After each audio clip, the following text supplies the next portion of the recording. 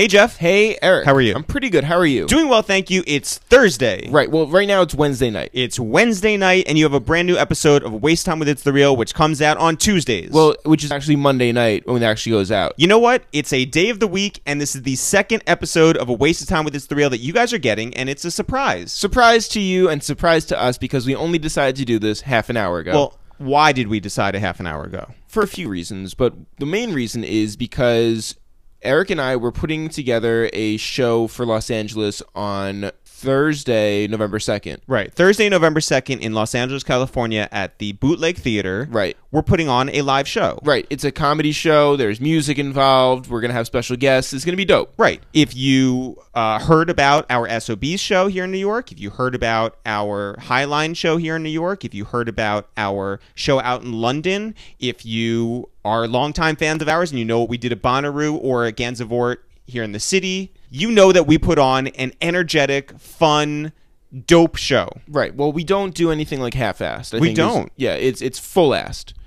And so the thing is that we really want to sell out our LA show. Well, explain why we want to. Because, Eric. Yes. Because if we're able to sell out LA, then that funds the podcast. Yeah, if you guys consider that this is the 142nd episode that we've done, if you guys who don't live in LA, who don't live in California, who may live in Ohio, or you may live in Florida, or you may live overseas, if you go to ItsTheReal.com right now and buy a ticket for $20, if you think about the math, if you've listened to all of our episodes, that's 142 of them, your $20 is about 14 cents per episode.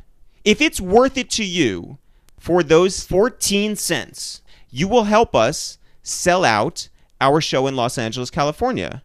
And we can then give those tickets to people who live in Los Angeles. And who normally would not come if they were like faced with the idea of, do I really want to buy an It's The Real ticket? I'm on the fence. Because here's what we're looking to do. And here's why London was such a great show, is because we're going to a new market. New York City, this is our biggest market. Los Angeles is not our biggest market. London was not our biggest market. But what we do is we create something that we can build off of. And our goal, as we were talking about the last couple of days, is to grow our audience. We love our audience, but we want to double our audience. And we want to triple our audience.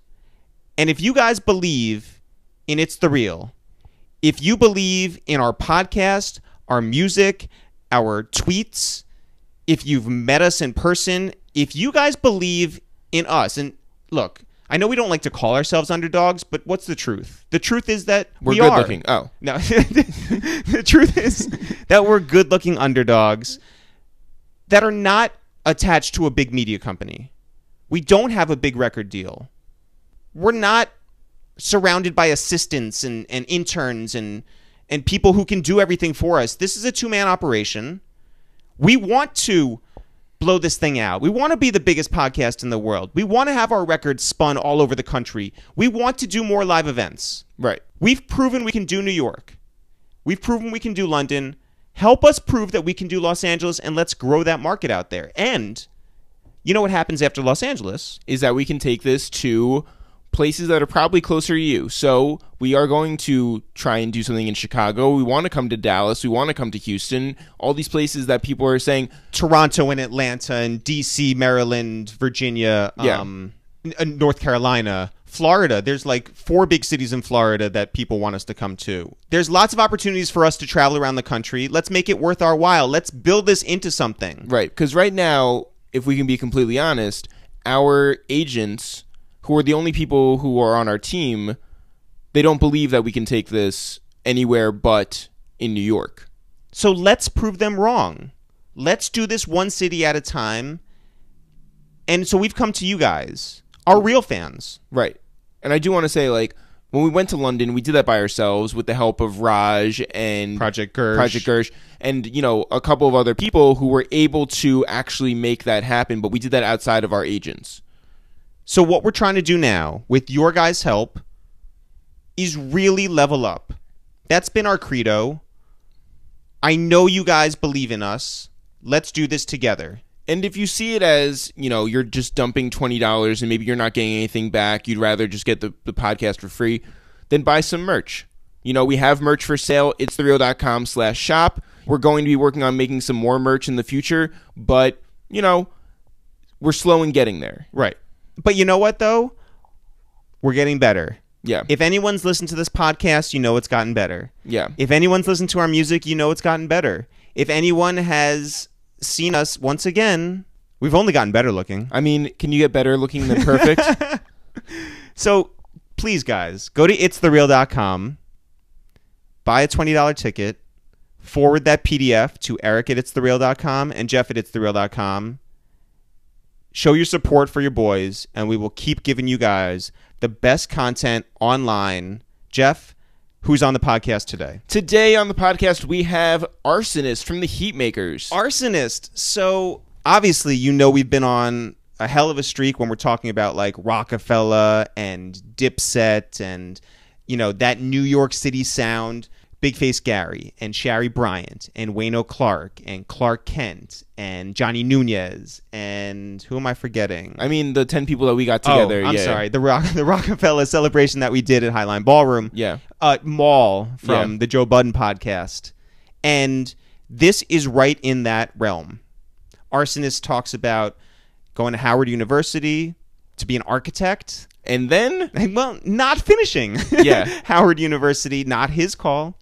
And stumbling into music and developing a career, making beats on beats on beats, and then taking those beats and finding a happy home with the Diplomats. Yeah, he created Diplomatic Community. If you guys love the Diplomat sound, if you love Cameron and Jim Jones and Juelz Santana and Freaky Zeke, when they were running rap, that's him. That's that sound. That's that sound that everybody from Fat Joe to Kanye West wanted. So we met Rsonist like 2 months ago. Right. And he's so incredibly smart and so funny and just the perfect podcast guest. So we were thrilled to have him up here. And some of the gems that he drops, from Nicki Minaj to Gucci to Grandmaster Flash. Oh my, okay. The Grandmaster Flash story is the best story. This is a great podcast. We're happy to give you it on a Thursday. We're happy to give you it on a Tuesday. Whatever day of the week you're listening to this, we appreciate you guys. Once again, go to ItsTheReal.com. Buy a $20 ticket if you're feeling really great. Buy the VIP ticket. And if you live in Los Angeles, we'd love to see you there in person. Thanks, as always, guys. Jeff, when do you want to get into it? Right now. Yo, what up? It's Eric, a.k.a. White Walkers, a.k.a. You're Dead Wrong. Yo, what up? It's Jeff, a.k.a. Suffering from Success, a.k.a. Dollar Sinus Infection. It's on you now. Oh, what's up, man? It's your boy Rsonist, half of the Platinum Boys, the Heatmakerz, man. Yeah, and it's a waste of time with It's The Real. Boom! What's happening? Good, man. Yeah, Man. good to see you. We dropped by your studio a couple weeks ago.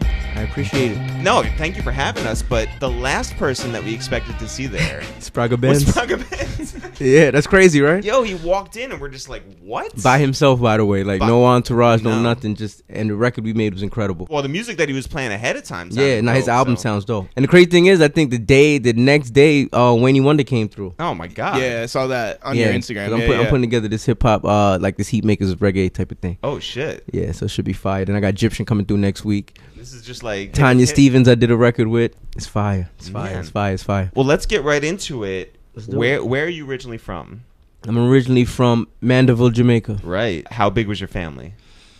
My family's pretty big. I have well, not a couple.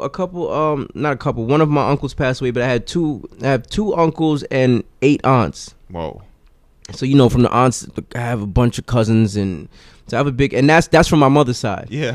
That's my mother's side. My father's side, I have 2 aunts and 1 uncle. Wow. And Mondeville it's in the country. So that's I'm specifically from Manchester, Mandeville. Manchester's the parish. But were you guys in a compound? Was it just everybody was there? Well, but my family? Yeah. No.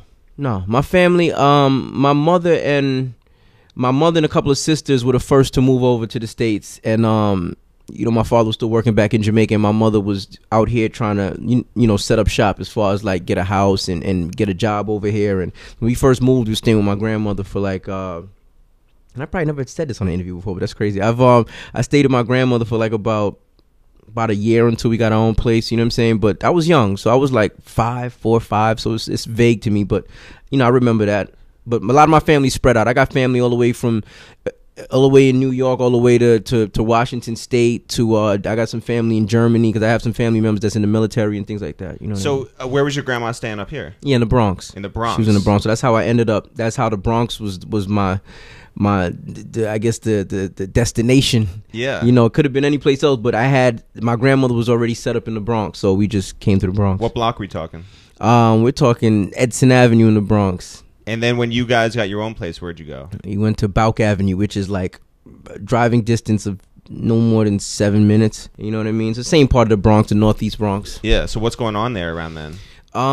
Heavy crime. Like those were like the Larry Davis days, and and there was a dude. I don't know if anybody from the Bronx remember. There was a dude by the name of what was his name again? He was Jeff Rosenthal. No, not I think they called him the Predator, but he was on like America's Most Wanted. He was just going around the Bronx killing people. It was around like the Bronx was dangerous around in the 80s, man. Like early 80s, it was like I said, it was just a bunch of that was the Rich Porter Alpo times in Harlem. So people that wanted money didn't try to make it. They just either robbed for it or they hustled for it. And the Bronx was known for robbing for it. So there's a lot of dangerous killers around the Bronx around those times. So does that mean that your mom's like not letting you out? Like around those times, yeah, they was. My father thought that I would get robbed for anything. Yeah. Like if I had on a jacket that might have been like $100, he's like, yo, take that off. This gonna happen to you. That gonna happen to you. But me, I was always the type of one. I was stubborn. 2. So if someone came up and they were like, "Give me those shoes," you would have said no. Eric, they were his shoes. Shoes. I mean, look, so like for me at a certain point in my life, if somebody would have came to me and tried to take jewelry off of me, I would have probably put up a fight for it. You know what I mean? Now I'm at the age where it's like I understand you can buy things back and things of that nature, but I always have a problem with people taking. You know what I mean? Like I don't know. I just look at people that steal as like the lowest form of people on this planet, man, because it's like people work hard for something and you just wake up in the morning and say, I want to take it. Yeah. So I always had a problem with giving up things when I think about it like that. But again, like, I have kids now. I'm smarter, man. You're going to what middle school, what high school up there? I started off in PS 121. That was up the block from where I lived at. I switched from there, and my parents had put me in private school. I went to St. Philip's and James until the 8th grade. Then I went to Cardinal Spellman High School. All right. So you're wearing a uniform. Yeah. Well, yeah, slacks and like khaki pants and button ups. Are we talking about like real strict teachers? Not really, but they had rules like no facial hair. You know what I mean? Well, you broke that rule. Yeah. Now I guess that's probably why I got a beard now, because I couldn't grow facial hair the whole. To Cardinal Spellman right now. Right. Yeah. It was like public school, except they just had a dress code. Like people behaved the same way. It was still the same type of terrorizing people in there that wanted to. Like every school you have it's the yin and the yang theory. Were you playing sports? No, I played baseball. Not in high school. I played like in outside leagues, but I didn't play for my school. And what about the arts? I was always good at drawing, so my that's how I ended up going to college for architecture. My high school guidance counselor was like, because I didn't know what I want to do. I said, what should I do? She was like, well, you're good at math, you're good at drawing, go do architecture. So I'm like, all right, cool. So I applied for the School of Architecture in Howard, and I got through. Did you visit Howard beforehand? No. So you went sight unseen? Yeah, I didn't visit any colleges. No, I'm lying. I visited UPenn. Whoa. UPenn. And also, you would have gone there for architecture? No, Okay. I just went because it was a chance to get away from home, and there was chicks there. Yeah. To be real with you, I never looked at college as something that I had to do or really wanted to do. I just knew it was a necessity in my household. Like, you went to high school, you graduated, you're not staying here, you pick a college. And I didn't want to stay around my family in the Bronx. I figured, I wanted to get away and have some independence. So I chose Howard, and luckily they accepted me. So wait, did you apply to UPenn? Did I? No. After I went there, I didn't apply. I applied to Howard, Hampton, and if I'm not mistaken, it was Morehouse. Gotcha. So all HBCUs. You didn't end up going to UPenn, which would be all Jewish girls named Rachel. And the crazy thing is, when I went to visit, it was like the reason I didn't go, even though I thought this is gonna sound crazy. I hope none of the the black colleges kill me for this, but the environment was better at UPenn. The reason I went to Howard was because a friend of mine was going there. Really? So I didn't want to go to college alone. You know what I mean? Like have to meet brand new people and have no real friends. So at least one real friend was going. So I said, all right, cool. Let me go to Howard. And was that friend going to be your roommate, or just? Well, I thought so, but we didn't end up being roommates. We lived in the same building for the first year. So you go down. And there. The crazy thing is we're not friends anymore. But yeah. It's crazy how life is. You go down there, and It's nice that both of us just laughed at that. I don't know why. Yeah. No, but that's cool. You can't laugh about it. It's funny now. Unless he listens to this podcast, then he's a great person, and it's still funny. But so you go down there. What is that environment like? Which one, UPenn or Howard? Howard. You're away. Fuck you, Penn. You didn't go there. No, Howard. The environment was like Howard is real. I always said the only thing that messes up Howard is the classes. Okay. Because it's really like a place where if you do anything involving the arts, you're going to meet somebody as talented or more talented than you, almost guaranteed. So I liked it for that reason. As far as like whatever you did, there was somebody to keep you on your toes because they were probably better. You know what I mean? Like I said, I went to school with Young Guru. I went to school with Rich Harrison, and these are just people that were within 1 or 2 years of me. So imagine the amount of talent that went through there. You know what I mean? Like Diddy went there. Like we said, Tracy Lee went there. And this is during the height of Tracy Lee's career. This is during... you know, like Guru, not saying this was the hype, but this, I think Howard molded all of us to become good entrepreneurs as far as like, you know, and have just that, the rapport with other artists. You know what I mean? Like Howard taught us how to deal with other artists, even though it was a school for, you're supposed to go for, you know, learning business. Right. Or architecture, whatever. Right, yeah. Exactly. But I ended up getting kicked out of Howard, by the way, but that's a whole nother story. Right, but before we get that. Yeah, before we get that. So, yeah, I'm in school, and I'm meeting all these people, but I don't know exactly what they're going to turn out to be. Like, Guru was just a DJ. I was a DJ. He would DJ a lot of parties before I got there, obviously. When I got there, I started picking up the slack and doing a lot of parties, and it was just like, next thing I know, I'm running into Guru and Baseline with when I'm going to go work with Dipset. He's the engineer. So how do you get those parties down at Howard? How do you, like, work your way in? My first party I got from a dude that I knew that was a Q dog at the time, right? So he was like, yo, we do this annual party every year, da-da-da-da. He said, oh, you nice? And I'm like, yeah. He's like, fuck, you gonna prove it tonight. You know what I'm saying? Like, kind of, so I'm like, all right, bet. And I never DJ'd a party out there before. You know, most of I think, if I'm not mistaken, that was the first real party I DJ'd. Crazy. But I lied to him and told him, like, yo, I'm nice, I can do da-da-da. And I went and tore it apart, man. And ever since then, I was, you know, they wanted me to do radio stuff. They different parties I was getting booked for, but I turned down the radio stuff because, stupid me, at the time I had a girlfriend who was like, yo, if you do the radio, we'll never see each other. Needless to say, I haven't spoken to her in over 15 years. So you don't see each other? No. Right, but I didn't do the radio thing, which because of the thought of not seeing her, which now I look back, I was an idiot. And any kids that's listening, follow your heart, man. So what was your specialty when you like really like ran DJ? a party? Yeah. Like what's that? My arrangement, the way I did things was crazy because I used to set my sets up in a way that it was like there was like an hour of my parties where none of my records lasted more than 45 seconds. That's what she said. Yeah, I know, right? So I would set up the records in an order where I knew I'm going to play this after this, after this, after this. So people in the crowd, it was just an hour of people going berserk because they like, oh, I love this song. Oh, yeah, I love this song too. I love this. And so by the time that's over, they're drained. And now you can really just cruise through the rest of the night. So that was like my thing was like. You were an aux cord DJ before there were aux cords. Right, but except I was using the vinyl, man. Yeah. So it was like. My crates used to look crazy. Like I would have records with no cases back to because you know I was moving so fast. I didn't have time to find the case, put it back. It was just like I don't know if you remember how DJs like the coffins would look back then. Yeah. So I would have records just piled up in either side of the coffin until the end of the night. Then I would just arrange it all back. But you know, like I miss those days a little bit, but it's different now. You don't miss carrying them. Hell no. And now you could never find somebody to help you at the end of the night. The beginning of the night, you had a bunch of friends. Like, let me help you carry it in. Once they get in and the night is over, you're by yourself. That's what I don't miss, but yeah. So did you see DJing as your career at that point? Where you're like, fuck architecture, I'm just gonna stay DJing? Then I don't want to say I seen it as my life, but I seen it as a means to an end at that point. You know what I mean? It was like, I'm not gonna lie, around those times for a party I might have got about at most $400, $350, $400, and so. But I was doing like 2 to 3 shows a week, so I might have ended up with like a stack by the end of the week. Yeah. But I always knew it was more for me to do. I just didn't know what I wanted to do yet. You know what I mean? Like my DJing thing, I knew that's like I loved it so much because one day I was doing I was DJing a Grandmaster Flash birthday party. They flew me out to New York to do a Grandmaster Flash. They didn't fly me. They gave me money to drive. I drove. Yeah. And somehow I end up getting into an argument with Grandmaster Flash. Happy birthday. Like, you know what it was? They said, okay, cool. Because it was like 5 DJs that was supposed to DJ that day. It was like me and like 4 other DJs. And Grandmaster Flash wasn't supposed to DJ. It was his party. So when my set was coming up, the crowd was packed. Everything was going crazy. Grandmaster Flash goes, no, I'm getting on. And I'm like, yo, no disrespect, you know. Yeah. I came from DC, man. Like, I didn't come here to just watch you DJ, man. Like, I'm going to do like 20 minutes and you could get on. Yeah.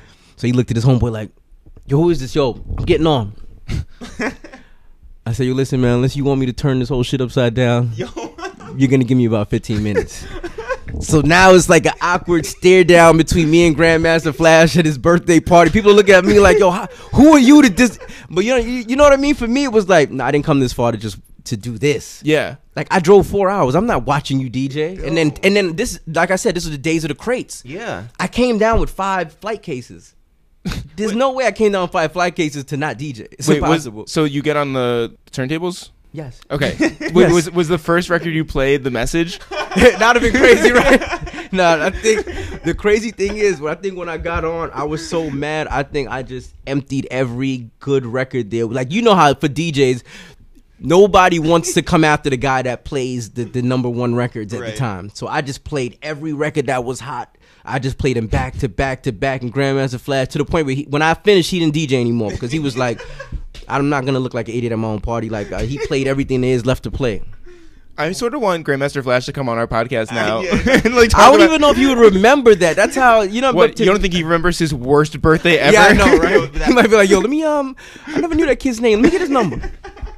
Yo, that 5-hour drive back to DC, you were smiling the whole way. No, my homeboy that was with me was like, I think he was like a huge, because he set it up. He was a huge Grandmaster Flash fan, so he didn't speak to me for the whole ride back because he was like, yo, I can't believe, like, because I think he wanted a picture and all that. Around that time, you know, Flash was like, yo, you with him? No, there's no way I'm not. So he felt a way about it. So how many years do you get through at Howard? 4. I was in a 5-year program. I got through 4. Architecture's 5 years. Yep. I got through 4 of it. I had 1 more year left to graduate. And then Grandmaster Flash wrote a letter. Yeah, got you kicked out. What happened was, I'm like I told you, I was in the school of architecture. Mm-hmm. So I'm coming out the school of architecture, and there's a girl that I knew. She's waiting outside, so me and her talking. But I noticed behind her, there's like 15 dudes across the street. So I'm like, I didn't think nothing of it, because like I said, it's campus, but you never really seen that many people conjugate at one place. So I'm like, all right, cool. I walked off. Look behind me, same 15 dudes are following me. Now I have to give you the backstory to this, why this would happen, right? So I didn't even meet this chick. One day, I used to DJ out there, like I said, so every party I DJ'd at, I noticed that there's this one girl that's always there. Like, I don't know her, but she's standing by the turntable, she's always there. So one day, I'm on campus. I leave my building on campus, and I go to my car. By the time I get to my car, because I had drove up there and I went inside the building, but I left my car running. When I get back to my car, this girl is sitting in my car, right? So I get in the car, I'm like, yo, what's wrong with you? She was like, yo, I'm coming with you.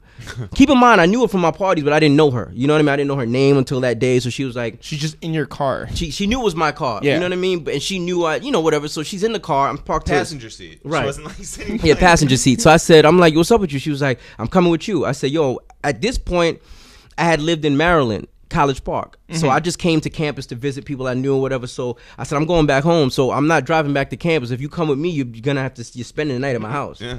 She was like, I don't care. So she comes to the house. Whatever happens. Yeah. Days later, this is beeper times, right? So she's beeping me, paging me, calling me. I'm not hitting her back. I'm not, so whatever. So like I said, now fast forward to me coming out the building, because now the story will make sense. So I'm coming down the hill, 15 dudes behind me. I'm like, I don't understand what's going on. So I really brush it off. I go into, like I said, I'm with this chick. So I go into one of the buildings. One of the buildings is called the Towers at Howard at the time. So we go into the Towers. I stay there for about an hour and a half. When I come downstairs, see about 25 dudes. It's the same 15 dudes was the extra 10 dudes. So in my head, I'm like, what the fuck is going on? I can't piece it together in my brain yet. So now one of the dudes comes and he was like, yo, you know this girl by the name of, I won't even say her name, right? Mm-hmm. So he's like, you know this girl such and such? I'm like, yeah, I know. What's up? He was like, yo, I need to holler at you for a minute. And you know, where I'm from, when somebody says that to you, it's automatic problems, right? Yeah. If I don't know you and you want to holler at me, okay. So once he said that, I said, yo, listen, keep in mind I'm in the lobby of the building. These dudes is outside. One dude came in to say that to me. So I'm like, yo, listen, man, I don't know you, so I don't even know what you want to talk about. I'm not with it. So at this point, I know it's a problem. I call my homeboy that's upstairs. I'm like, yo, listen, man, here's the situation. You can make your mind up if you want to. And this was my homeboy at the time. Like, we was real cool. The dude that I came to Howard with. Yeah. So I said, yo, there's a bunch of dudes downstairs. I think they got a problem with me. I said, it is what it is. If you want to come down, cool. If not, I get it, because it's like 25 of them. Yeah. He's like, all right, bet I'm coming down. So while he coming down, keep in mind, it's still outside. I had like light jewelry on, a little bullshit chain, and brand new leather I just bought, because I remember this day vividly. Yeah. So I take the chain off, take the jacket off, and I put it behind the security desk, and I'm like, yo, just watch this for me, because I know it's probably gonna get crazy, right? So now my homeboy comes downstairs, and my car is parked across the street in the parking lot. So I gotta walk. If I want to get to my car, I gotta walk through these dudes.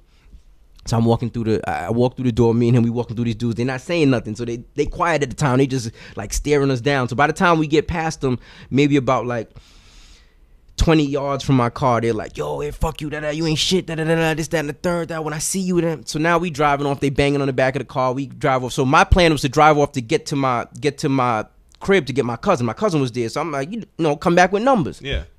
We go home, tell my cousin, we get in the car, everybody changes up, we come back.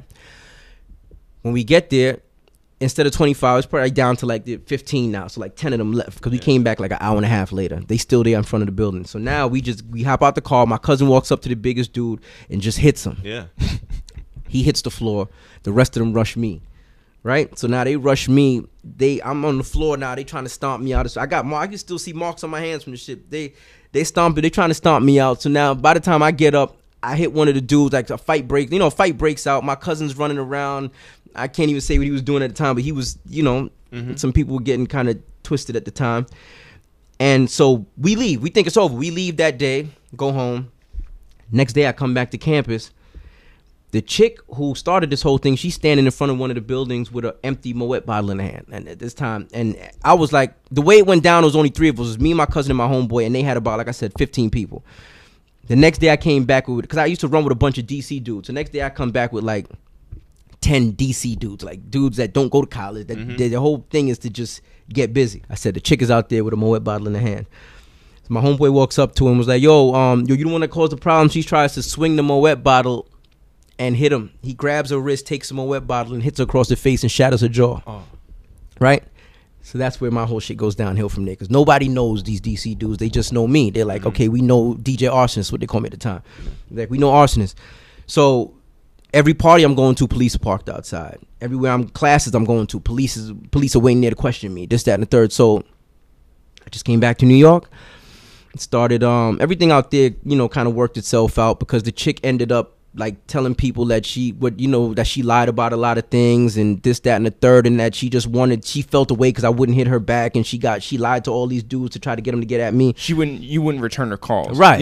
Basically I just deaded her. You know what I'm saying? Like, I guess she felt used, like, because whatever happened between us happened and I never called her back. Right. And so yeah, everything got straightened out, but me coming back to New York was like the worst moment of my life.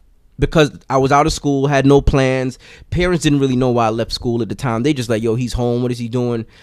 And if not for that, I don't get into my music career, because that's the only thing that forced me into producing at the time. So you come back, and like you said, your parents don't understand. And I had a baby on the way at the time. So which makes it even crazier. Yeah, wait.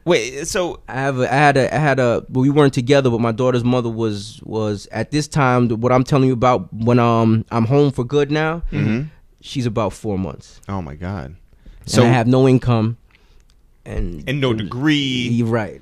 So you could picture, and at this time I'm 21. My daughter's born at 22, so 21. So you sit down. Right. What are your options here? And keep in mind, my parents didn't know I was about to have a kid. So I'm home, baby on the way. Parents don't know. I kicked out of college. They think I just wanted to leave. So I really, to me, I had nothing to fall back on. And my partner up the block, my man Thriller, he had just bought an MPC, and he was going out of town. I think he was going to Trinidad to visit his family or something. So I said, yo, let me hold the MPC and see if I can work with it.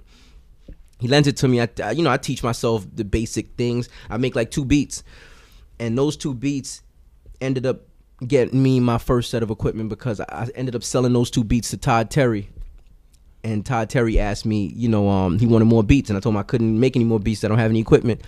And he bought me like $20,000 worth of equipment and sent it to my crib after meeting him one time. The legendary producer Todd Terry, who does he did I'll House You. To the Batmobile. He did the Everything But the Girl track, right? He did everything. I mean, yeah, he's just legendary. How do you meet him? A friend of mine by the name of Rob Young. I don't know if you're familiar with Rob Young. Rob knows a bunch of people that I didn't think he would ever know.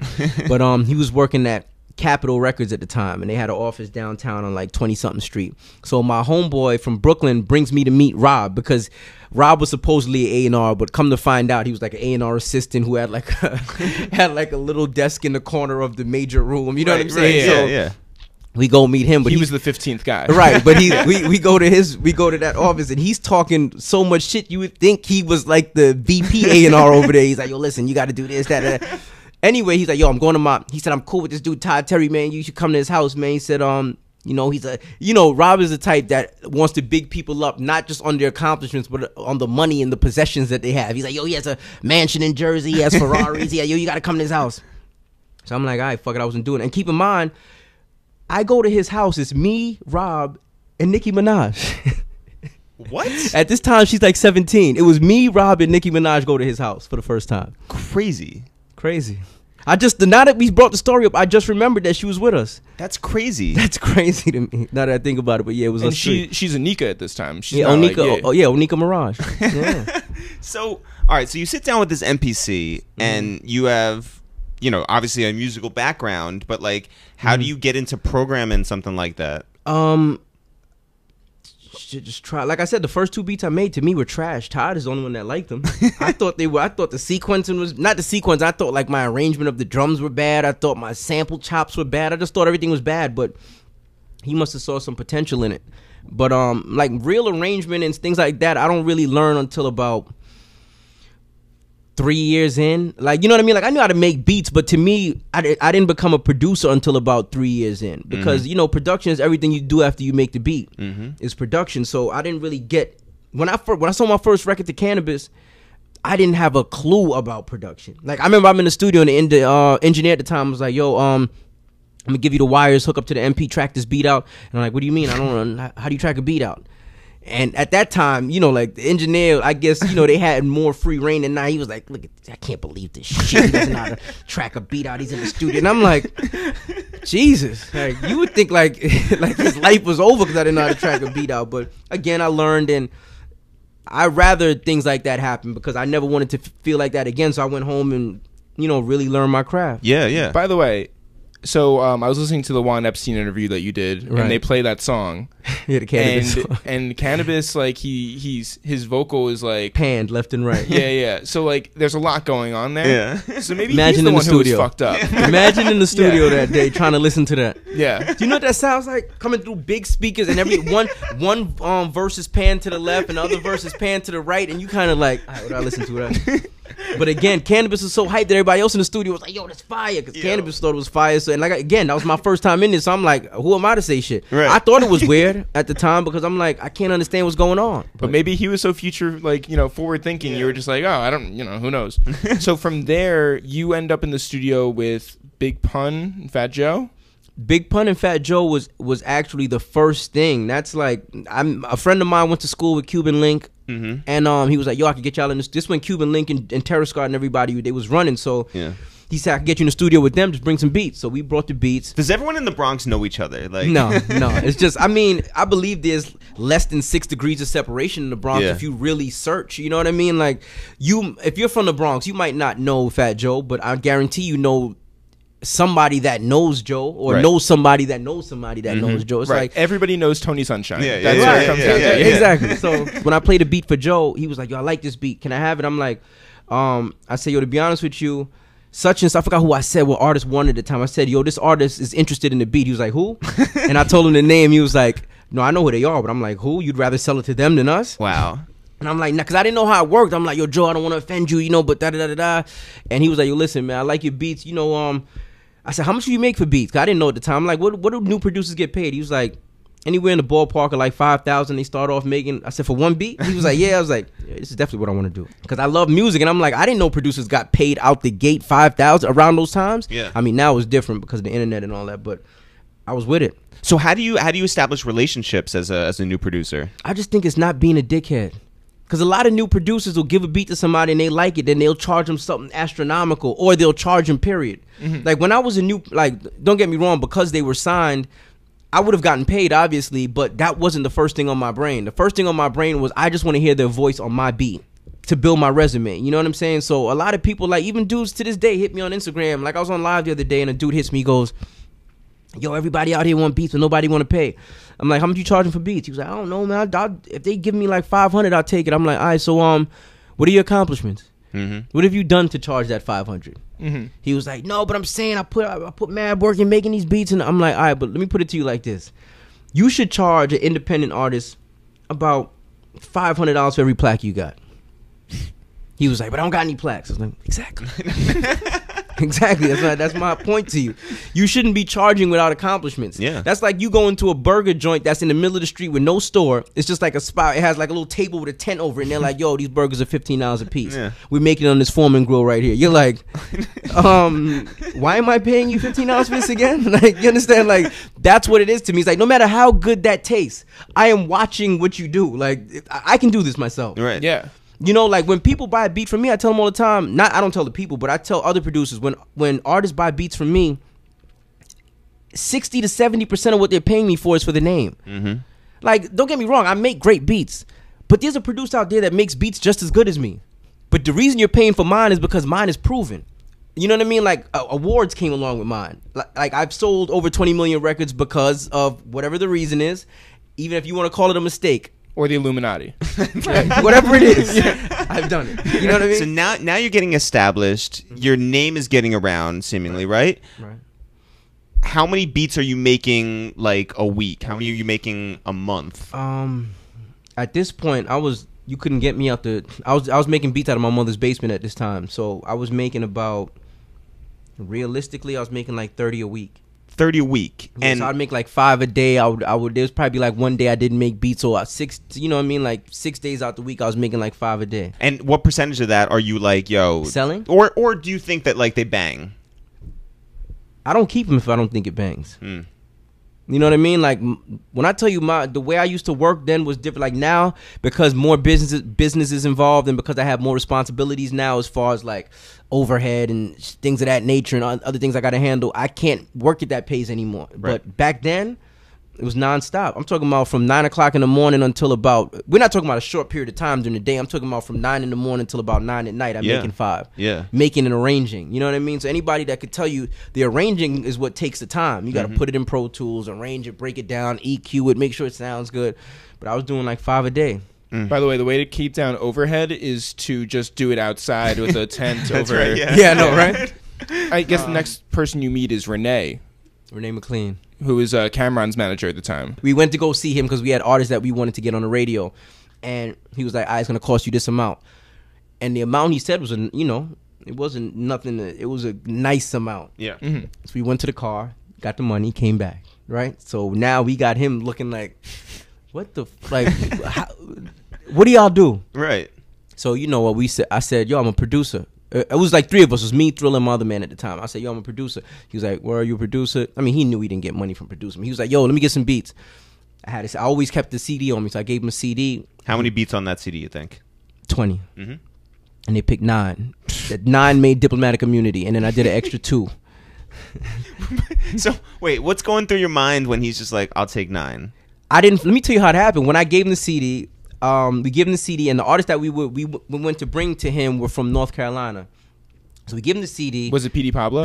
No, but it was around that time. It was definitely around that time. So we give him the CD, we leave. I go to North Carolina because I'm working with these artists. So while we're in North Carolina, Cam calls my man's phone. Because my man had given Renee his phone number, like, yo. So Cam calls his phone. Cam does? Yeah. So not British, not right. like, yeah. So Cam calls and puts me on the phone, and I'm like, I say, yo, listen, man, whoever this is, stop playing with me. You know what I'm saying? He's like, no, yo, it's killer. I need you to come out of the studio. We want a few of them tracks off the CD. And I'm like, I say, yo, this is Cam. He's like, yo, this is killer. Da da da da. I go back to New York the next day, go to Baseline, and the first record we did was I'm Ready, because I was on the CD. The first record we did, he tracked out I'm Ready, and him, Juelz, and no, originally Cam wasn't on I'm Ready. It was just Jim and Juelz. Oh my God. And then Cam, that's why Cam was the last verse. He jumped on it later. But yeah, that was the first record we did the next day after he called me. And then that was on the radio literally like 3 days after that. And we just kept rocking to the point where it was like, I don't know any producers that have had faster turnaround times and success than we did. Okay, so wait, real quick. That's when you walk in and you see Guru. Yes. Okay. Yes. Were you like, yes. What's up? Yeah, it was crazy because it was like, Guru's like, he was like, yo, what up? Then I'll be chopping up for a minute. But keep in mind, it was years removed because Guru was 2 years ahead of me and Howard. So if I was a sophomore, when I came in, he was already a junior when I was a freshman. Yeah. So he was gone before I had left. So he didn't know everything that happened and things of that nature. So when I seen him, it was just like, it was love. You know what I'm saying? It was definitely all love. And how much of a beat did you have like actually on a CD? Was it just like you give them a little bit? So, I give everybody snippets like about a minute and 10 seconds. Yeah, and so they get a feel for it. So you get a hook and a half of, you get a verse and a half of a hook. And then you come in and you can like lay it out, arrange it, do the whole thing. I just bring the actual session. So did you sit there while they recorded it? They just looped up the 2-track and record. Yeah, I sat there and listened to it, but then they would have a day that you would come back in and bring the stems to track them out. But that day he recorded straight over the 2-track. This is your first time meeting all these guys? Yes, which is crazy. First time I met Cam. I mean, I've met Cam at another place before, but I know he wouldn't remember that. It was like at Jacob Javits Center for the car show. No, it wasn't a car show. It was something else, though. It was something of that nature. But I seen him, and I was just like, yo, Cam, I'm a big fan. This is like during 357. Yeah. Pull it. And I'm like, yo, Cam, I'm a big fan. He's like, yo, this what's up, da-da-da. We just kept it moving, not knowing that a couple years later we would be working together. Because I did 2 tracks on Come Home With Me that somebody else tried to take credit for. That's a whole nother story. But everything worked itself out. Yeah, so Diplomatic Immunity, and they take nine of your tracks. 11 in total when it's all said and done, but 9 off of that CD. Well, I mean, that had to be mind-blowing. The crazy thing is after when we were doing the track list, is Jim is doing the tracks. He's like, yo, who produced I'm Ready? He was like, yo, Heatmakerz. He's like, yo, who produced More Than Music? He's like, Heatmakerz. He's like, who produced Santana the Great? He's like, Heatmakerz. He was like, yo, goddamn, you gonna make more money off this album than me. So yeah, that's when he figured it out. That project obviously changed their lives. It changed your life too. Definitely. So now you can go home and you're a legitimate producer now. This is not like according to the masses, yes. I never. Yo, you don't understand how fast it goes from being in the studio just recording what you perceive as random records to an album being put in your hand, and you're like, oh shit, like this actually sounds good. When I did records for them, I didn't do records with the hopes of the album sounding good. As stupid as that sounds, I just wanted to give them dope beats. Yeah. That's it. I didn't really understand the production side of making sure this record sounds good and putting a drop here. I just knew the beats had to knock. So I would just give them CD after CD, like to the point where they'd be like, yo, how the fuck are you giving us new beats every day? Like, how often do you make beats? Because like I told you, I make like 5 a day. Yeah. 5 that weren't throwaway beats. I made Dipset Anthem and More Than Music on the same day. Those are the last 2 beats to make the album. You know what I'm saying? Those are the last 2? Yeah. Because the other 9 were on that CD. Right. So whatever wasn't Dipset Anthem and More Than Music was on that CD. That's so crazy. Santana the Great. So what else was on that album? Damn, I can't remember the songs I did on that album. So whatever wasn't those 2, that was on the CD. By the way, so now, there's this whole conversation. There's like 44,000 signatures of people who are like, 55. 55? And they deaded it at 55. But that they want Dipset Anthem to be the national anthem. Which would be great. Yeah, well, yeah. I mean, your publishing would be very happy. But actually, I wonder if they would take it away from you. Oh, and let it be like a public thing? Yeah, if it's public domain, then. Oh, we should really think about this. Yeah, let's talk out your business right now. No, but they would have to at least buy it out, right? Oh, true. They would have to. They would have to cut me a check for like, okay, this is gonna be the national anthem. We'll give you $20 million. Yeah, I like how it's like the proverbial they. Yeah, whoever this they is, right? Will have to because I don't know who exactly is gonna cough the money up. But can you imagine at like a basketball game or just like a boxing event, it's the Juelz and Cam coming out, stood alone on my 4-corner, and people just standing there hand on their heart. I mean, I would not kneel. No, yeah. You wouldn't have to kneel. Who was in the room? Was Duke the God in the room? Was like during which point? When you got in baseline for them to record I'm Ready. Let me see. I'll lie. What I remember about that conversation, I don't even know if it's, and the Cam will probably laugh about it now because he probably don't remember. I just remember Cam being on the phone with, I don't know who it was at the time. It might have been some chick he was talking to at the time. This is years ago, so I don't want to, I ain't trying to stir. No, this is like 2001 or 2000, something like that. There have been a few situations since then. So, right. So he was on the phone with some chick and something. I just remember him saying like, "Yo, it's a privilege for you to fuck with me. He said, you should be proud that you fucking with me. You understand? Like, you should be happy I'm on the phone with you right now. You heard? You heard?" And I just remember standing there like, "Yo, fuck with him, man." Like, anybody that's confident, and he was just sitting back, feet up, chilling, smoking a blunt. And I'm like, yeah, fuck with him, man. Did you see any of those beats going to like anybody in particular before you brought it to that camp? Nah, never. I just like I said, you just knew they weren't going to Fat Joe. Well, if I'd have seen him, I'd have probably. I just didn't see Joe around that time. But the beats that I was making were so signature that I couldn't hear a lot of artists. So I didn't even know how they rhymed to "I'm Ready." Because if you listen to "I'm Ready," it's the swing of that beat is weird. Any rapper will tell you, like, if you're not really good at coming up with flows, you can't mess with that beat. The same thing with a lot of the other music we made, like "I Love You," "Purple Haze," things of that nature. You know what I'm saying? It was hard to find people to rap on that, and it was perfect for them. Yeah. So it was like a marriage made in heaven. Shout out to Renee. My God. Yeah, big, definitely. I wish I haven't seen Renee since. Yes, definitely. In terms of like your entire like Dipset library, are there any samples that would not clear? Yeah, a bunch, and they were the ones that you wouldn't expect. Like Maxwell wouldn't clear a sample. I had a record with Juelz and who was on the hook? I forgot who was on the hook, but it was called Daddy's Home. It was a Maxwell sample, and he wouldn't clear it. And then I had an R. Kelly sample. You remember How I Feel? This record called How I Feel. I think it was Hell Rel and Killer Cam, and Kelly wouldn't clear it out, I don't think. Then I had a record with supposed to be Juelz's first single at the time. It was Juelz and Ashanti. Whoa. And it was a Bobby Womack sample, and he wouldn't clear it. Man. So yeah, I've lost about 8 records to sample clearances. But in the grand scheme of things, I put out hundreds. Yeah. The 8 that were lost were either people didn't want to pay to clear it, or like when we did because you know when you sample stuff and you're going for clearance, you have to send the owners the song so they can study the song and see whether or not there's any lyrics they don't like. Yep. So the original "I Love You" sample was Isaac Hayes. So when we had the original sample, and keep in mind in that song, Juelz is like, "I'm a young Omar Atta da da da da da." So, and then the tag they chose to put on the beat, the tag was like, because you know they put a tag on there so people don't steal the song and play it early. Yeah. So the tag was every 10 seconds. "It's Dipset, bitch." "It's Dipset, bitch," throughout the whole song. So then we get the sample thing back. They're like, "Yo, Isaac Hayes ain't clearing." And I'm like, wonder why. Yo, is it because of you mentioned Omar Atta in the Towers? You had Dipset bitch going through there every 5 seconds. Do you remember when they signed to Rockefeller? They went up to Angie Martinez and they were just like, "Yeah, we're the Taliban," and I'm just like, "This is not a good idea." No, and especially the time of the, you know, like diplomats were diplomats before 9/11. But after 9/11, certain things that was going on became like I think they broke down one of Juelz's records. I forgot one record. It might have been the "I Love You" record. And they was like, on the news, they was like, rapper Juelz Santana calls himself a young Omar Atta, da da da. And I'm like, oh, man, they're really blowing. Because you got to mind, around this time, we were all kids. Yeah. When I say kids, I don't mean like, you know, like too young to drink and shit. I just mean like we were kids. We were just doing adult things as far as like making adult money, moving around like adults. We were 24, 23. Juelz was probably like 20, 21. You know what I mean? So it was. He was living the crazy life. Yeah. Keep in mind, all of us kind of were like. You don't expect to get my first check off the diplomatic community was over $100,000.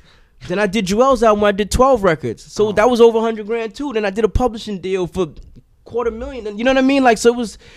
You couldn't tell me nothing around those times. Like, I was making more money than my parents. Hey guys, we just want to take 1 second to interrupt this podcast to remind you that on November 2nd in Los Angeles, California at the Bootleg Theater, we are going to be performing live. You can go support your boys, It's The Real, by going to ItsTheReal.com and buying your ticket today. We're going to be doing comedy. We are two funny motherfuckers. We're going to be on stage doing comedy. We will also have our music to perform. We will do some stories. And yes, there will be special guests. Wait, Jeff. Did we just confirm one special guest last night? We sure did. Did we confirm another special guest today? We sure did. Do we have another one that we're about to confirm? An actual third special guest? Yeah, well, Jeff, you tell me. Yes. Okay, the answer is yes. Yeah. And also, guys, we're not done. We're working on more special guests. We really hope that you'll be there. And if you're not able to come, we hope you buy a ticket anyway. Again, buy the ticket, forward the PDF to Eric at ItsTheReal.com and Jeff at ItsTheReal.com. Let's sell Los Angeles out. So that we can show up at your house and perform directly for you. And now back to the podcast. How much did you consider yourself part of the Diplomats, or did they consider you like their in-house producer? I think it worked both ways. We were friends and it was like family in a way. You know what I mean? Like the way, like even to this day, my relationship with Jim is like a longtime friend of me. Yeah, we've done music together, but Jim is genuinely a friend. You know what I mean? Like even if I wasn't talking about music with him, I could talk to him, and you know, like I'm not around Cam as much as I am around Jim or Juelz, but well, I'm not around Cam or Juelz as much as I'm around Jim, so it's different. But we were always like close knit in the sense of they needed something they could call me and vice versa, and it was always love. You know what I mean? Regardless of where we were at in our career, and it's still all love. People don't see us working together, but it's still all love. But you know what I mean? And no one can dispute this. Your sound was the sound of the Diplomats. Right. So I've heard. What was your relationship like with other producers around baseline, like Just Blaze or Kanye or anybody else who came through? It was cool, but I guess it was that quiet competition where it was like I just remember one day. I mean, Just probably don't remember this, but I remember this shit like it was yesterday. I was in the I was, you know, I don't know if you've been to Baseline before, but it was open. Yeah. Mm-hmm. You remember Baseline had the little B room to the left. They had the A room to the right when you came down. All right, so I was in the B room playing beats for This is early. This is before Jim ever even had a solo project. I'm playing beats for Jim, and Just Blaze is on the boards because he was using the room at the time. But you know, I guess Jim asked him if I could play some beats for him, so I'm playing beats for him. And when I'm playing beats for him, Jay walks in. So Jay walks in, and one of the beats, Jay's like, "Yo, I like this," and Jay is rocking from side to side, and Just Blaze is like, "Yo, nah, listen to this, Jay. Cut that shit off and put his own shit on." Jay was like, "Yeah, that's cool," and walked out the room. And in my head, I'm like, this is what it is. This is the type of business I'm involved with. You know what I mean? Like it's survival of the fit. Mm-hmm. That's really what this is. Even in what you guys do, it's survival of the fit. Yeah. You know what I mean? If you're not willing to make that extra move, somebody else is gonna. It's like if I didn't stand up for myself and be like, "Nah, Jay, I did that. Yo, Just let that play," then he has all right to be like, "Yo, Jay, nah, cut this off. Listen to this." People are only gonna let you do as much as you let them do. So, you know, again, it was a learning experience. I was young. I didn't want to ruffle anybody's feathers at the time, so I kind of stayed quiet. But I always wondered, what if I'd have just been like, "Nah, that's me. You know, that I got this and that, and I did X, Y, and Z." So you never know. We did this Rockefeller thing at Highline Ballroom, right? And which looked dope, by the way. Yeah, it was awesome. And Just and Guru and everyone did give you guys big praise for everything that you created. And I think everybody, like, to be honest with you, like I tell the story about Just, it's no hard feelings. It's just like one of them things that you just learn for next time. It's like you can't really be the quiet church mouse in the corner of the room and expect to get things accomplished. And I learned that day. They also said that like every week there was, you know, another Diplomats record going to K-Slay and out on the radio. And like I told you, my work ethic and their work ethic, it was like they had to fight for studio time. That's why I don't know if they said it that day, but they stopped recording in Baseline because it was almost like a situation where there was tension there, because Cam and Jim and Juelz would be recording, and then let's just say they want to record and Bleak and G2K was in there. Then it's who has the authority to take this room over? You know, like Jay was the top one. If Jay said something or Jay did anything, nobody's gonna fight with Jay for studio time. But other than Jay, it was like a rat race. Yeah. Whoever got there, whoever thugged the other person out the most to take the room back. So it was like after a minute, you just started seeing because like we recorded 90% of Juelz's album at Sony, and 10% was at Baseline. Diplomatic Immunity was like 100% at Baseline. Until when Juelz's album started, we kind of had to move because, like, again, it was just too much testosterone around, man. Too many guys fighting for the same spot, and it was like, I think Cam felt like people were trying to steal his wave, so he didn't want to record around, you know, the usual people. So that's my assumption. Yeah. Who knows? We're talking about 16 years ago, 17 years ago. Did you think at that time that you were only going to produce for Dipset, or were you like, I want to start looking outside of that? Or no, I wanted to, but I didn't want to be disrespectful about it, because there was a point in time where another group of artists had asked me for some music, and then Cam and Jim got wind of it, and they called me like in like a frenzy, like, yo, they trying to steal our wave stuff. Yo, this is our wave. You don't got to give them no beats. This is our shit. Da da da da da. And at the end of the day, I'm not gonna argue with Cam and Jim, because they put me in the position I was in. So I was never gonna, like go against what they were saying. So I was like, all right, cool, bet. And I never gave that artist beats. And then they ran into me one day and was like, yo, damn, you only fuck with Dipset, huh? You ain't fucking with us. And I was just like, I said, nah, but that's my family. They got first right of refusals, everything I'm making right now. So, it's no hard feelings. And I never ended up doing work with those group of artists. But, who knows? So Juelz' relationship with Def Jam sort of had its peaks and valleys. Right. How did that affect your guys' output?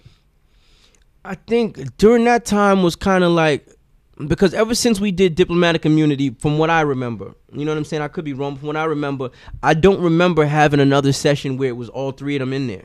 Mm-hmm. And I don't think anybody necessarily had problems. I just think it's like the group where every member has its own fan base. You know what I mean? Like Jim had the right to feel how he felt. Cam had the right to feel, and Juelz, because they all were separate stars on their own. Juelz went platinum with his second album. Cam is Cam, and Jim had Ballin', which did its numbers. So it's like, how can you tell anybody to do anything if you're? So it was like, when everything started separating, it happened without, nobody really knew. It was just like one day you in the studio with Jim, Cam, and Juelz. Next thing you know, you're in the studio with just Jim and Juelz. Then you're in the studio with just Cam and Juelz. Then you're in the studio with just Juelz. Then so you don't really pay attention because it's happening in front of your face. So you don't really know. It's just like, oh, Cam is doing something today, or Jim doing something today. But then before you know it, it's just like, nah, it's just how it is. You know what I mean? It's just they're not around each other no more. I don't know. It was weird. Were you going to be involved in the Wayne and Juelz project? Yeah, I had 2 records on there. Really? Yeah. Do you still have them? I've never heard them. Oh. I just know Juelz did it. He told me he did it. I just never like that. That fell apart kind of on the fast side, man. Because at the end of the day, it's like what I think. I mean, maybe I'm wrong, but I feel like Wayne's progression as an artist has a lot to do with Dipset, even down to fashion. You know what I'm saying? And that's not knocking Wayne. That's just what I saw. I just remember Wayne's clothes being extra big before he met Dipset. Then it's starting to get fitted. Then the Louis sweaters came out and the belts, like, you know what I mean? Like skulls and stuff. So and then but he was calling himself Dipset South too, right? Was he? I think so. I might be making that up. I don't know if he was. I don't know. Yeah. The crazy thing is my man British is the reason I got on Wayne's album. Because British and Baby were cool, and British was like, yo, I'm do some work with Wayne. He said, give me some beats to give to Wayne. So I give him beats in March. Wayne hits me back in October. He's like, yo, send me the files to this and that. And I'm like, what are you talking about? He's like, yo, I'm using these on my album, but we only got 24 hours for mix. I need you to send it now. And around those times, I remember I was in the Bronx, and my homeboy was like, I said, yo, I got to send it now. He said, yo, come to my mother's crib because you can send it from there. Because, I needed internet service. Mm-hmm. Why did his mother have dial-up? It took 5 hours to send about 9 sounds. Anyway, it got done. Yeah. Needless to say. And then you got 2 records on there, right? Yeah, I did The Mob and I did Receipt. Which are incredible songs. Thank you. I do want to talk about, you had one of the very, very early Gucci Mane placements. Damn shorty. Yeah, he did that in my mother's basement. I was in the basement. So I was up in the Bronx. Yeah. You had Gucci up in the Bronx. Yeah, Gucci and his 2 his 2 henchmen. He had one dude guard the door and another dude guard the steps that led upstairs to my mother's. Because there's a lot of trouble going on. Right, so I said to him, I said, yo, you do know that. And keep in mind, these dudes didn't say a word. Like, they just, the whole time, they just quiet. So Gucci's like, nah, don't worry about it, man. They good. I'm like, yo, I said, my mother's up there. Like, nothing's going to happen. He's like, nah, they feel better like this. Wait, so you knew Gucci early and you knew Nicki early. But the thing is, I met Gucci through a dude that owned a record label by the name of Fat Cat Records. It's this dude named Fat Cat. He was cool with my homeboy at the time, and he was like, yo, I got an artist named Gucci, we need some beats. My man was like, yo, my people's are producers. And I didn't, again, if I would have known the type of music that Gucci made, I'd have probably been like, nah, he's not gonna like none of my stuff. But then he came, I played him some shit, and he picked like one of the first things he heard. So what was early Gucci like? Like now. Yeah, same. Gucci came, because we had a store in the Bronx at the time, like that sold sneakers, clothes, things of that nature. He came in there and just bought like, probably like about 5 to 10 pairs of Air Force Ones at once, like, and then I remember he was going to Atlantic. He was like, "Yo, unless they give me $1 million, I'm not signing." And in my head, I'm like, "They give you $1 million?" So he came back like, "Yeah, they tried to offer me like $600,000-700,000. Man, fuck them." I said, "Yo, you turned $600,000-700,000 down?" Because at this time, I didn't know the hype behind Gucci, because I was, I'm from New York, so. Yeah. When I spoke to my man in Atlanta, he's like, "Yo, you just did a record with Gucci?" He said, "Come on." He said, "Yo, Gucci the shit down there, man." I'm like, okay. So that's when I started to realize the mystique of Gucci. A real quick aside is that recently Joe Budden on Everyday Struggle said that he gives credit to Dipset for enabling the South to sort of like grow beyond just the South. Of course. And listen, what I'm saying now is going to seem blasphemous, but understand what I'm saying and really think about it. We help create trap music. Now, when I say that, think about the records that I made and think about the bounce. Think about Postman. Take out the kicks and snares on Postman. It's a trap song. Wait a minute, Mr. I mean, not even the snares. Just take out the kicks and put 808s. Wait a minute, Mr. It's a trap song. The bounce was a trap song. A lot of the Dipset records I made a lot of my beats slower. But I used crazy hi-hats to make them feel like they were moving faster than what they were. So that's what's going on now. The same crazy hi-hats. Because I remember Timbaland used to have his hi-hats a certain way. And I'm like, nah, I don't want to do it like that. That's too fast. So I would put my shit on like a 16th and a 3rd for all the producers. They would know what that means. But it's like, it's a different swing. You know what I mean? And it gave a different type of bounce. And producers do it to this day. They switch it up, but they do that. Like if you listen to the hi-hats, a lot of that is reminiscent of the stuff that I did in 2000. So it's not far-fetched to say that Dipset helped enable the South. Yeah. Because the beats they were on were similar to trap music. Did you ever produce anything for Cat Williams? No. I never even met his records. I never even met Cat Williams. Really? I thought when he had Dipset chain, that was just like Cam, a marketing tool for Cam. I didn't think he was really signing Dipset, but I guess, you guys just validated. Yeah. Whatever happened to that? I don't know. Still signing Dipset? I think assume so. Yeah, I think everybody's still signing Dipset. Is Dip Skate still a thing for you? Is Dip Sex still around? Yeah. Yeah, that's the better question. Yeah. You know what's crazy? You ever met Big Joe? Yeah. Big Joe. One time, this is when I was trying to do the rapping thing for a minute, right? So I go to Big Joe. I'm like, he's like, "Yo, I'm gonna tell you what I'm gonna do for you, Arsonist, because you're my man. I got Cam just gave me the rights to this Dip Sex. The next scene that we shoot, I'm gonna have you in the back just rapping while this dude is banging this chick out." I'm like, "So yo, Joe, man, no disrespect. I don't really see my career going in that direction, man. So thanks, Joe. Right. I mean, I appreciate the gesture, but me rapping behind a dude giving back shots to a chick is really not what I envisioned my career, But that being said, you went to school for architecture. Right. You don't know how to build your career off. Right. That's not how I want to be remembered when this is said and done. Yeah. Like, pull up Dip Sex Volume 7. He's on that. Nah, I'm all right. Killing it. Oh, my God. All right, so we can all agree that you have a signature sound at this point. Right. So that brings us to, you worked with Beyonce. Right. I didn't work side to side with her, but I did a record for it, yeah. But the song is so not like you. Right, because I'm going to tell you what happened. It never got finished. What happened was, I had the first studio I ever had around the time when I met Dipset was on 57th and might have been 57th and Broadway. It was right underneath a Hard Rock Cafe. I don't know if they moved it now, but this was like, we're talking about 2000, 2001. So, or 2001. So, talk about overhead. Well, right. No, but around that time, after 9/11, everything changed. Yeah, but I tell you, around that time we had some money. This is around the time whatever name and Clean gave him the thing. So, a friend of mine not even a friend, but this dude had managed Bruce Springsteen. The dude that owned the floor that we rented. Mm-hmm. He had managed Bruce Springsteen. So, do you remember, I forgot the guy that, I think he played in The Sopranos. He was Bruce Springsteen's guitar player. Oh, yeah, sure, yeah. Stevie. Right, Stevie was in the studio. So Stevie goes, "Yo, I like what you guys are doing." He said, "Yo, let me play some. He grabs the guitar, he starts playing a bunch of things. And I don't think twice about it. He's just playing things. So now I got it. And one day I'm like, let me listen. I go back to my computer and I find these guitar riffs. And I'm like, this is dope. So I chop it up and I arrange it in a way that sounds, you know. And I just remember I had it on the CD because I couldn't think about what type of drums I wanted to put to it. So I just had the chops and the arrangement on a CD. And I go to Sony to this is right after we did our publishing deal. Was it right after or right before? Might have been right after. Anyway, I bring that CD to Sony and I'm playing them different things and I forgot that that's on there. And the chick was like, yo, go back to that. I said, yo, it's not finished yet. She was like, nah, I want to hear that. So she was like, yo, I got to give this to Solange. Solange could write a dope record to this. And I'm like, yo, but let me finish. She's like, nah, trust me, acoustic is better. Just leave it like this. So Solange writes the record and the record was supposed to be for Joss Stone. Okay. Right. So then Joss Stone hears the record, but Beyonce referenced it. Solange wrote it, Beyonce referenced it. Mm-hmm. So Joss Stone hears the record and was like, yo, I can't sing it like this. So I'm not even going to waste my time doing the record if I can't pull it off like how she sang it. So instead of letting the record go to waste, because it was the record was a dope record, written dope. They liked everything. So they was like, all right, cool. Beyonce will keep it. So I'm hyped. I'm like, I bet Beyonce going to keep it. She going to change my life.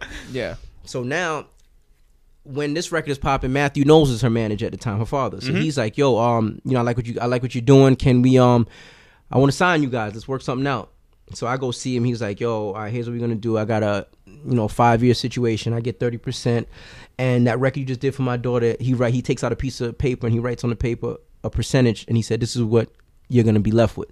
And I look at the percentage, I'm like, don't get me wrong, I understand you gotta pay to play the game sometimes, but I'm like, nah, this don't feel right. I can't. I was like, but this is an original beat. Mm-hmm. Why would I take this? He said, nah, you know what? My daughter wrote it. My other daughter sang it. My other daughter that sang it, she keeps the lights on in Sony. So this is what it is. And I'm like, what a gangster. I'm like, nah, I don't think I could do that. He was like, yo, listen, just think about it. I said, be honest with you, man, I don't really feel comfortable doing that because I know I'm getting robbed. Yeah. Yeah. Well, 2 that's weeks the Bronx way. 2 weeks later, right? Yeah. 2 weeks later, the record gets leaked.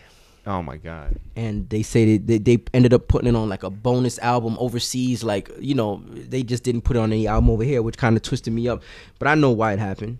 You know what I mean? Records from big artists like that, they don't just get leaked. Right. Yeah. You understand? Like if there was a single out there right now with Beyonce and Bruno Mars, it's not going to get leaked. Right. You understand? So to me, records that get leaked, if they're from huge artists, it was planned like that. And that song was called what? Stop Sign? Stop Sign. Yeah. Where do you go after that point? After that point, I go to Vegas.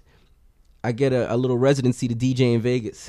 Well, and because my music thing slowed down. People weren't buying my type of music anymore. You know what I mean? They were buying. This was like the Little John era, and this is when crunk was turning into trap. Right. The last record that I was about to place that Jim probably doesn't even know that he cost me this. Jim and Juelz had did this record called Rider Music, right? But it was just a beat that they had on the CD that I did. I didn't know they did it. That record was supposed to be Jeezy's first single. What? Jeezy hears the record and was like, yo, your boy Jim is on. I can't do nothing with this. He put it out already. So I lost Jeezy's first single on his first album because of Jim. Oh my God. But I don't know. I don't even think Jim knows that to this day. Wait, what happened going back? Ghostface put out a song. Ice. Yeah. And then Cam, it was Come Home With Me. Yeah. What you hear But that's the Ghostface. same beat. Exact same beat. Again, what you hear Ghostface rapping on was straight off the CD. He didn't mix it. No, that was it was a minute and 1 second. No, it was 59 seconds on the CD. Yeah. It was a minute and 1 second on his album. Yeah, we called it an interlude. Right, because so when I approached Ghostface people, obviously, because on the original one it says produced by Ghostface. If you ever read that. So when my lawyer had reached out to them and they changed the production, it says they didn't even put Heatmakerz like they were supposed to. They just put Rsonist. But I ended up getting paid for that, and and then when Cam got it, I told Cam, I said, yo, Ghostface had taken this beat off the CD and put it on his album. He's like, I don't give a fuck, just give it to me. He's like, I like this shit too much. So Cam paid for it again, and I got more publishing off of that. And it's legendary. Calling me. I don't understand. It's probably just emergency while we're sitting here. But go ahead. It's a legendary way to start that album, and it's just you make your way down to Vegas, right? And I was DJing at Rehab. You ever heard of Rehab? Yeah. I was DJing Rehab. So what's life like down there? Like that's insane. Yeah. It's almost unreal to the point where you have to leave to know reality. Yeah, right. You know what I mean? Because I got caught up in Vegas to the point where it's like, because keep in mind, Vegas, you can walk the strip with open liquor. You can have a weapon on you as long as you have a card, because they have two cards out there. One card you can have, I don't know if it's still the same, but this is like 2008, 9, around that time. And one card allows you to have your weapon concealed. The other card, you have to have your weapon out so somebody can see it. So you know, but to me, that's crazy in itself. That's like when I'm in the car with my homeboy that's from Vegas, and we're driving around, and police pull us over. So police, you know, first question is like, yo, you got any weapons in the car? I'm used to that. I'm in New York. They asked that. You like, nah, I don't got no weapons in the car. He was like, yeah, I got on. He pulls out. He pulls down like his he had this thing in the back seat. He pulled it down.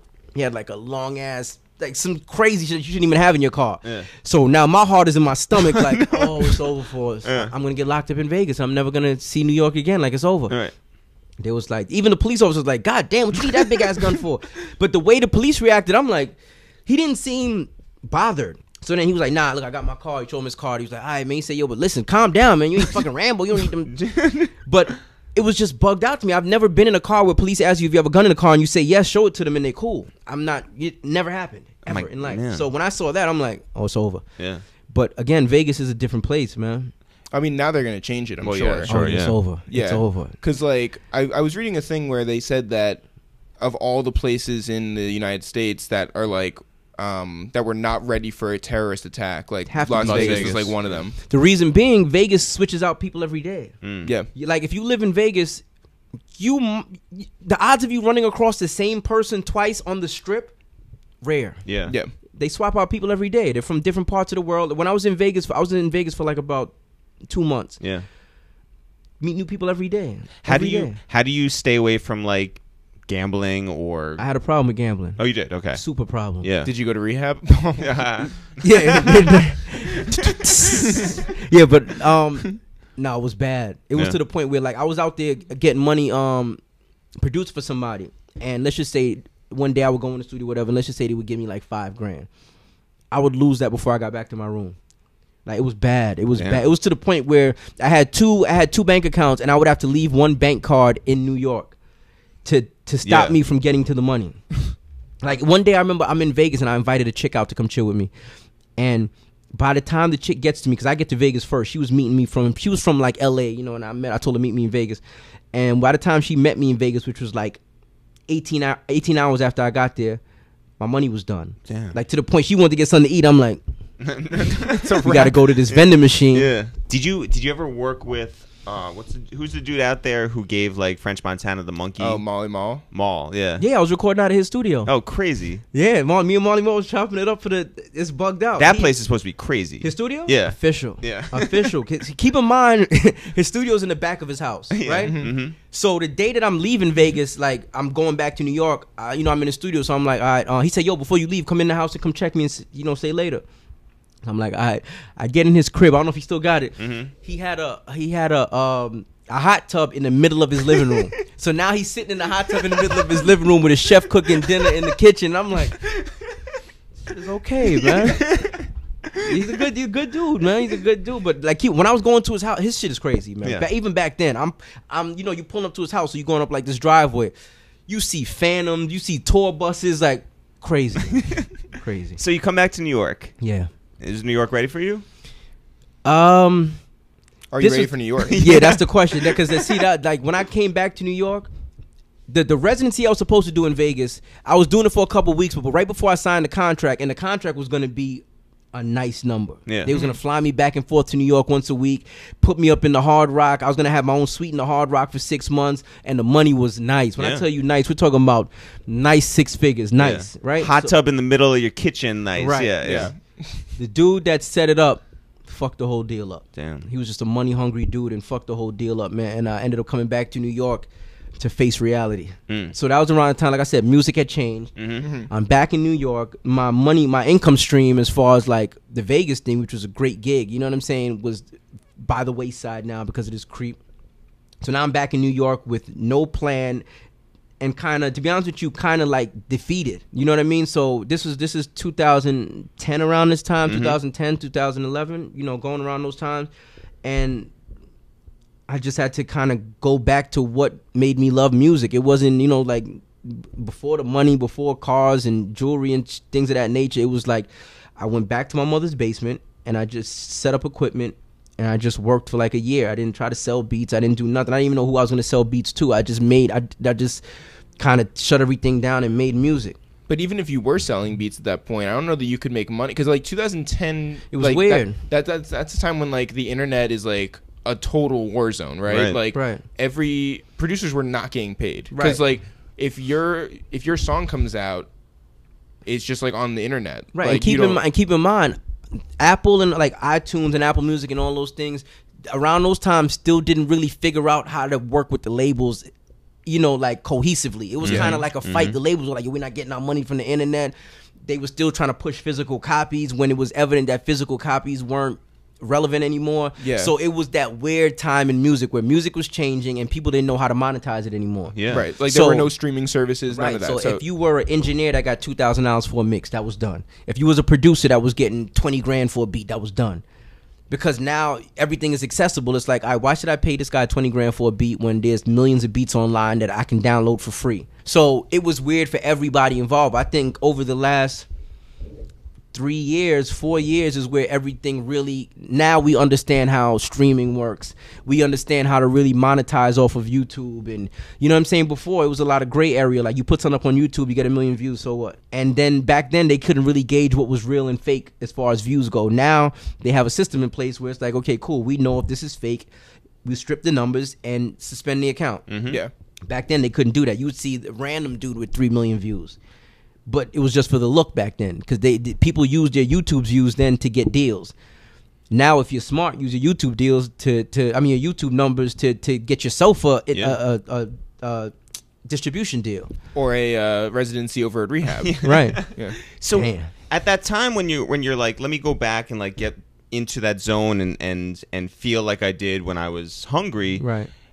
How is your sound changing at that point? Because you know, certainly like that dipstep era is on the decline at that point, and you're the face of that. Do you switch it up? Do you decide like I'm gonna ride this out? Like where's your head? Here's the thing. I never tried to make a sound, so when it's hard to switch something that you didn't try to do.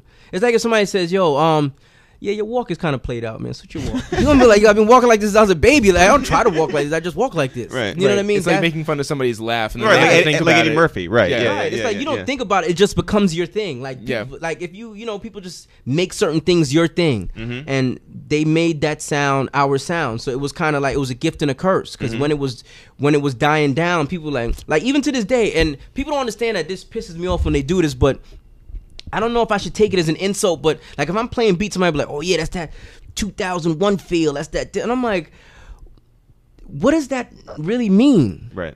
You know what I mean? Talking Like about millennium. Right, but I never understood. That's like, so you're gonna tell me 10 years from now, if Metro Boomin plays a beat, they're gonna be like, "Oh yeah, that's that 2015 feel." You're like, no, you just either you like it or you don't. Yeah. You know what I mean? Like when I listen to music, I don't.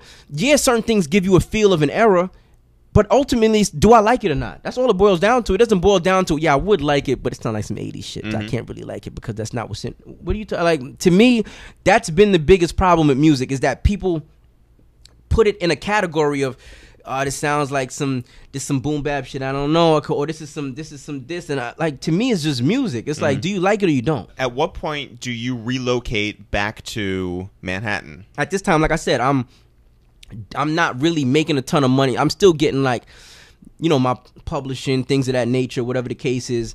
And one day I get a call from a dude. He's like, "Yo, I got my homeboy here. He's a big Heatmaker fan. He's from out of town. He wants to buy some beats." And I'm pissed off with the music industry, but I'm like, all right, fuck it. He said, "Yo, come down to Quad." He's gonna be down at Quad. So I go down there and I bring a CD with like 20 beats on there. It's a magical number. I put 20 beats on, no, a flash drive, because by the time the CDs are gone, it's like 2000 and this is the beginning of 2012. I bring a flash drive, I play him a bunch of beats, and when it was over, he said, "Yo, man, I want like 10 of them." I said, "Do you know how much I charge?" He's like, "How much you charge, man?" I said, at this time, I'm like, "You're an independent artist, man. Give me like $5,000 a beat." I didn't really give a fuck. I was so frustrated. It's kind of like I wished he would have said no, because it would have just given me more reason to be angry and make, you know what I mean? So he was like, "Damn, man, I don't want to insult you, man, but I only got 25,000 on me now. Can I give you 25,000 now? 25,000 in the morning?" I'm like, I said, "You serious?" He was like, he pulled out 25,000, gave it to me. He said, "Yo, man, I don't want to insult you, man. I'll call you first thing in the morning with the other 25. Keep in mind, he doesn't have none of the sessions to the beats. He only has them on CD. So the next morning, he wakes me up like, "Yo, can you meet me at the bank in Harlem and da-da-da-da-da?" And that money that I got around that time, one of my homeboys from well, he wasn't my homeboy at the time, but he was a friend of a friend, and he was like, yo, I just got my hands on some money, I'm trying to invest in some shit. I know you fuck with the music, and I'm like, yo, I got my hands on a little bit of money too, maybe we could put something together. And there's the birth of Diamond District Studios, and we've been rocking ever since. And who was the guy who bought your beats? This guy out of North Carolina, South or North Carolina? South Carolina. His name was CB Smooth. Talk about some of the people who have come through Diamond District. All the Dipset members have been there. Fat Joe, Remy, they record there regularly. Panda was recorded there. Yeah, Designer. Designer's been there. Famous Dex has been there before he was famous. Jermaine Dupri has been there. Tech Nine has been there. Ty Dolla $ign has been there. Life Jennings has been there. Anybody you could. It's been so. ASAP Ferg has been there. ASAP 12E's been there. You produced for ASAP 12E. Kodak Black has been there. I'm missing a lot of names, but a bunch of people. If I look, Raekwon has been there. I'm thinking about the people I've taken pictures with on the gram. Yeah. Raekwon has been there. Spragga Benz has been there. Wayne One has been there. It's a bunch of people, man. Like, I'm missing a lot of names, but everybody that except with the exceptions of like 50 Cent and Eminem and Jay-Z, but all the other artists that's that's on the middle level, they've been through there. So around this time, 2013, I think. Right. Kanye reaches out to you? Khaled, for Kanye. Khaled reaches out to you. Which was an interesting conversation because at the time I was in Canada. So Khaled calls me. This is like 2 a.m. I'm asleep. So the first voice I hear is, yo, this Heatmakerz, what's up? I said, yeah, what's up? Who this? Said, yo, it's the DJ Khaled. Yo, Kanye want me to reach out to you because he need that sound. He need that hit. You got it? And I'm like, I said, yeah, I got it, man. I said, yo, send me an email. I send it to you in the morning. Yo, you don't sound excited. What's up? You got a chance to get on Kanye's album. He personally asked me to reach out to you. What's up? I'm like, yo, Kanye, I'm super excited, man. I said, I'm just tired. He said, all right, send the beats in the morning. And I send the beats in the morning. So then after they pick a beat, Khaled calls me to kind of get all the information so we get it squared away with the lawyer. So he's like, yo, when I pick up the phone, he's like, congratulations, you just made the Yeezus album. What's up? I'm like, yo, that's what's up, man. He said, yo, you don't sound excited. What's up? I said, nah, I'm excited, Khaled. He said, nah, you don't understand. Yo, congratulations. I'm like, nah. I said, yo, what's up, man? Like, if anybody knows me, this is as excited as I get. Yeah. I don't really, even if I'm excited, you won't see it. I'm just like, okay, that's what's up. Let's go. And he couldn't. I guess he couldn't. In his head, it was like, nah, I gotta feel that he's excited. Yeah. So, needless to say, those were our 2 encounters over the phone. So you sent the beat. Did you ever hear anything from that? No, never did. That's the crazy part. I never did. Like, and I don't know, man. Kanye's a different dude, man. He's a different dude. Did you have any interactions with him, like through Baseline at all? Yeah, definitely. What was he like back then? Well, from what I know, he was like almost the same type of dude, but just, I guess, with less pull, so he couldn't be as crazy or as what do you say, eccentric. Yep. Like, I remember, I just remember it was a situation with a chick. It was some chick that I was trying to talk to at the time, and I think Kanye was trying to talk to the same chick. So, but I don't think she wanted. This is before Kanye had popped. So I don't think she wanted to talk to Kanye. So one day we in the club together, and I'm at an event where I had just got an artist signed, and we were having we were celebrating. So the chick was there. She was like, it was a club. She was dancing in the cage at the club, right? So I see her, and she's like, yo, you got to stay next to me. Just like, Kanye's on me, and I told him that you my man. I don't want him around me like that. So then Kanye comes over, and I'm talking to her, and he just looked pissed off and just walked off and never spoke to me since that day. Like, I don't know. It was just weird. It was weird. Like, we had and I don't know if he even knows about it, but it was a couple situations dealing with chicks that, whether I was trying to talk to and he was dealing with, or vice versa, and it was just weird. But and that's why your song didn't end up on music. I probably did that just to tease me. Like, yo, tell him send me beats. Tell him I like this.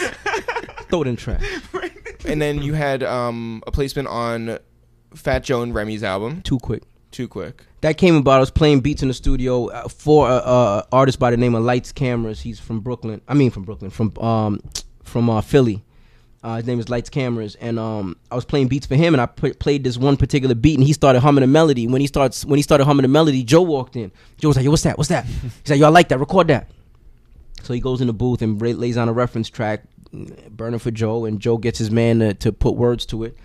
And there it is. Does Joe remember your first interaction all the way back? We've never spoke about it, but we've known each other for so long. Like, I've known Joe since 99. That's when I met Joe. It was 1999. So just shit, it's almost 20 years since I've known Joe. But now he's been the same person ever since. And now he's good enough for your beats, so... Yeah, I know, right? In fact, Joe can get a beat now, which is better than Grandmaster Flash, who could have gotten a beat down. A beat down, there it is! Arsonist, thank you so much for coming through. This was dope. Yeah, when you think... I don't think about... Like, even when I was telling the story and I said that Nicki was there... Yeah. I don't... It's just bugged up, because I don't think about things in retrospect like that. I just kind of... As people ask me or I do things like this, I bring it up, and then it'll come back to me like, oh, she was there. That's crazy. Yeah, that's crazy. But... It is. I'm still waiting to get in contact with her. Nick, if you listen to this interview, stop playing games, man. Heatmakerz, you know what it is already, man. Thank you so much for coming through. Thank you guys for having me, man. Lovely place. Oh, thank you very much. It's our Manhattan mansion. That's right. Beautiful.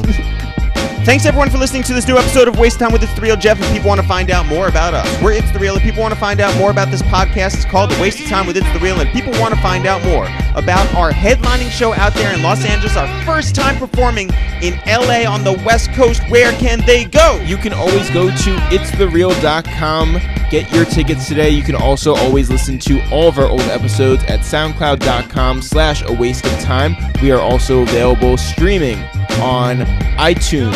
Search for A Waste of Time with It's The Real, ItsTheReal, all one word, no apostrophes, no spaces. We are also on Spotify and all streaming services if you want to listen to our music. Teddy Bear Fresh is the movement. Go listen to our album Teddy Bear Fresh. You can also find it on SoundCloud.com/ItsTheReal. If you want to find us on social media, we are on Twitter at It's The Real, Facebook at It's The Real, Instagram at It's The Real, also on Snapchat at It's The Real. But, you know.